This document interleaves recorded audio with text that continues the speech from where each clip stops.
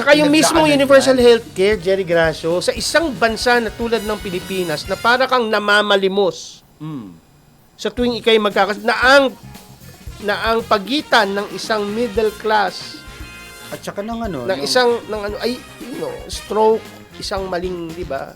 Tapos wala kay pantutustos kasi wala tayong infrastruktura for that. No? Hindi naman tayo makakapunta lagi ng Singapore para magpagamot o sa Amerika. Eh.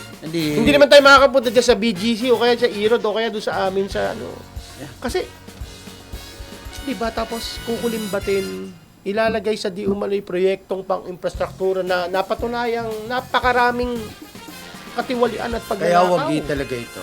I guess... That's 60 billion. Ang problema, Jerry Grasso, ay sasabihin yan, paano nila makukuha pa yung 60 billion na yun? wala tayong So, problema. ile-legislate ba yun? Problemahin nila yan. Hindi, dapat nga sinasabi dyan ni Justice Carpio, kuhanin doon sa mga magnanakaw, sa mga ninakaw. Ibalik. Yun yung malaking problema natin, Prof. dito. Kasi parang, yan nga, magnanakaw ka, pagkatapos makukulong ka pa, walang restitution. So, hindi ka nagbabayad doon sa ninakaw. Kasi, nababawi pa ba yung ninakaw? Tulad niyo 60 billion. Dahil lusaw na doon yun.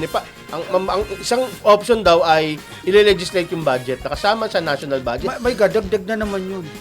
Saan ba kukunin yun? Di ba sa buwis natin? Para yung kaso ni para yung sa kaso halimbawa ni former Senator Bong Revilla na parang kung pinagsusoli ng pera pagkatapos hanggang ngayon yata ay hindi pa rin isinoli yung pera. Pagkatapos may panibago na namang kaso ulit related sa graft. 'Di ba?